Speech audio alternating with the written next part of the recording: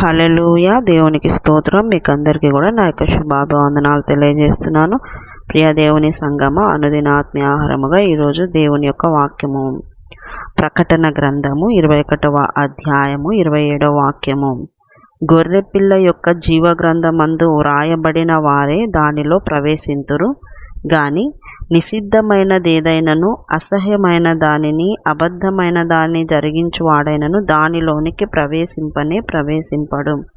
హల్లెలూయా. దేవునికి స్తోత్రం. ప్రియ దేవుని సంగమ, క్రీస్తును నమ్ముకునేదే ఎందుకు అంటే మన ఆత్మ పునరుద్ధానమై ప్రభువు ఎలాగా పరలోక రాజ్యం చేరి తండ్రి కుడిపార్శ్వమున కూర్చున్నాడో అక్కడ మనం కూడా ఆ పరలోక రాజ్యం చేరి అక్కడ దేవుణ్ణి ఆరాధిస్తూ స్తుతిస్తూ మహిమపరుస్తూ ఘనపరుస్తూ నిత్య ఆరాధనలో పాల్గొనేటువంటి రీతిలోకి వెళ్ళాలని, అక్కడ ఇంకా లోక సంబంధమైనది ఏది అక్కడ ఉండదు. అక్కడ ఎప్పుడు ఆనందము సంతోషము ప్రభువును ఆరాధించడం ఉంటుంది. కనుక ఆ నూతన యెరూషలేం, ఆ యొక్క పరలోకపు రాజ్యంలోకి చేరాలి అన్న ఉద్దేశము లక్ష్యమే క్రైస్తవునికి విశ్వాసికి ఉండాల్సినది.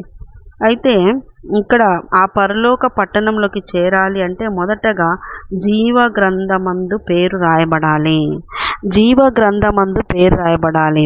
చూడండి ప్రియ దేవుని బిడ్డలారా, జీవ గ్రంథము పరలోక పట్టణంలో కొన్ని గ్రంథాలు ఉన్నాయి. జ్ఞాపకార్థ గ్రంథం అని, జీవ గ్రంథం అని, ఇలాగ గ్రంథాలలో మరి జీవ గ్రంథంలో నీ పేరు రాయబడాలి. ఎప్పుడు రాయబడుతుంది?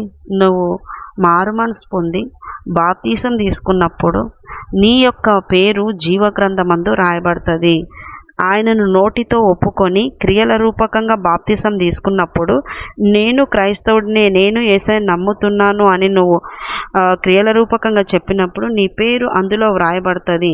నీ ప్రవర్తన మార్పు చెందుతూ నువ్వు దేవునికి ఇంకా సమీపమవుతూ దేవుని గుణలక్షణాలను నువ్వు ప్రకటిస్తూ అవలంబిస్తూ దేవుని కోసం ఈ లోకంలో దేవుని యొక్క సిలువనెత్తుకొని యేసుక్రీస్తుని వెంబడించినప్పుడు నీ పేరు రాయబడి అందులో నీకు రావాల్సినటువంటి దీవెనలు బహుమానాలన్నీ కూడా యాడ్ అవుతూ వస్తాయి. దేవుని బిడ్డలారా, అయితే ఇక్కడ గొర్రెపిల్ల జీవగ్రంథమందు పేరు రాయబడాలి. ఆ తర్వాత నిషిద్ధమైనదేదైనను అసహ్యమైన దానిని అబద్ధమైన దాన్ని జరిగించి వాడని దానిలోకి ప్రవేశింపడు. చూడండి, పేరు రాయబడిన వాళ్ళు ప్రవేశిస్తారు. ఆ తర్వాత నిషిద్ధమైనదేదైనను, నిషిద్ధమైనది అసహ్యమైనది అబద్ధము. అబద్ధము అసహ్యము నిషిద్ధమైనది. ఏదైతే దేవునికి ఇష్టం కాదో అది చేయకుండా ఉండాలి. చేసినట్లయితే దాంట్లో ప్రవేశింపరు. అసహ్యము, దేవునికి కొన్ని అసహ్యమైనటువంటివి ఉన్నాయి అన్నమాట. దేవునికి అసహ్యమైన వాటిలో మనం చూసినట్లయితే సామెతల గ్రంథము 6వ అధ్యాయము 16వ వాక్యం నుండి మనం చదివినట్లయితే, యెహోవాకు అసహ్యములైనవి 6 కలవు, 7 ఆయనకు హేయములు. అవేవనగా అహంకార దృష్టియు, కలలాడు నాలుకయు, నిరపరాధులను చంపు చేతులను, దుర్యోచనలు యోచించు హృదయమును, కీడు చేయుటకు త్వరపడి పరుగులెత్తు పాదములను, లేని వాటిని పలుకు అబద్ధ సాక్షియు, అన్నదమ్ములలో జగడములు పుట్టించు వారును, నా కుమారుడ. చూడండి ప్రియ దేవుని బిడ్డలారా, ఇవన్నీ కూడా నీ శరీర అవయవాల నుండి బయటికి కనబడే క్రియలు. దృష్టి, అహంకారము, గర్వము, ఇవన్నీ కలిగినటువంటి దృష్టి నీలో ఉండకూడదు. అటువంటి స్వభావము నీకు ఉండకూడదు. అవన్నీ దేవునికి ఇష్టం కాదు. నాలుక ఎలాంటి మాటలు మాట్లాడుతుందో చూసుకోండి. తర్వాత చేతులు, పనులు ఎలాంటివి, ఆ హృదయ ఆలోచనలు ఊహలు ఎలా ఉన్నాయి చూసుకోండి. పాదాలు వేటి కొరకు పరిగెత్తుతూ ఉన్నాయి? కీడు చేయడానికా, మేలు చేయడానికా? అక్రమ సంపాదనక, లేకుంటే నీతి సంపాదనక, ప్రేమక, ద్వేషానిక? ఎలా పరుగులెత్తుతూ ఉన్నాయి నీ పాదాలు? తర్వాత ఎటువంటి వాటిని నీ నోరు పలుకుతూ ఉంది? ఉన్న వాటిన యథార్థంగా పలుకుతుందా, లేదంటే లేని వాటిని పలుకుతూ ఉందా? వేషధారణ కలిగిన మాటలు పలుకుతూ ఉందా? ఇది గమనించుకోవాలి. అన్నదమ్ములలో జగడాలు పుట్టించేవారు అంటే జగడము అనేది సాతాను పుట్టిస్తుంది. కొట్లాటలు, కలహము దయ్యాల లక్షణాలు, దయ్యాల జ్ఞానము. అట్లా వంకలు తిప్పి కొట్లాడుతూ ఉంటారు. తప్పు మాది కాదు అన్నట్టుగా నిరూపించుకోవడానికి ఎన్నో రకాలుగా కొట్లాటలు ఇవన్నీ కలిగిసి, కానీ గొడవలు జగడములు అనేటువంటివి పుట్టించువారుగా ఉండొద్దు. ఎక్కడికక్కడ పుడుతూ ఉంటాయి. అవి ఒకళ్ళ ద్వారా పుడుతున్నప్పుడు జ్ఞానం కలిగి దేవుని పిల్లలు వాటిని సద్దు మనిపేటువంటి జ్ఞానంతో నింపబడాలి. ఆ జగడాలు పుట్టించే మనస్సు ఉండకూడదు, జగడాలు పుట్టించే నోరు ఉండకూడదు. ఇలాగా దేవునికి అసహ్యమైనవి అవి ఆ అసహ్యమైనవి చేయకుండా ఉండాలి. తర్వాత అబద్ధమైన దానిని జరిగించువాడైనను, అబద్ధమైన దానిని, అబద్ధాలు చెప్పడం వేరు, అబద్ధమైన దాన్ని జరిగించటం వేరు. అంటే అది అబద్ధమని తెలిసి కూడా అబద్ధమైన దాన్ని నువ్వు జరిగించవు. ఇప్పుడు ఉద్యోగాలు ఇప్పిస్తామని డబ్బులు తీసుకున్నారనుకోండి, అది నీకు తెలిసింటుంది అది ఫేక్, అది ఉద్యోగం ఇయ్యడానికి కాదు, అది మోసం చేయడానికే నిన్ను కూడా మాట్లాడి మధ్యవర్తిగా పెట్టినారు అనేది తెలిసినప్పుడు, అంటే ఇలాంటి ఎగ్జాంపుల్ చెప్తున్నా నేను చాలా. అప్పుడు నువ్వు అది అబద్ధం అని తెలుసు, అది అబద్ధము, అది జరగదని తెలిసినప్పుడు కూడా నువ్వు ఆ అబద్ధమైన దాన్ని జరిగించడానికి అడుగు ముందేసి అమాయకులైన వాళ్ళని ఆ దాంట్లోకి నమ్మించి రప్పించి ఆ డబ్బు కోసం చేయడం అనేది, వేరే వాళ్ళ కోసం చేయడం అనేది కూడా నువ్వు చేయకూడదు. అబద్ధమైన దాన్ని జరిగించడం అనేది చేయకూడదు. తెలిసినప్పుడు దాని నుండి తప్పుకోవాలనే తప్ప అబద్ధమైన జరిగించడానికి నువ్వు మీద వేసుకోకూడదు.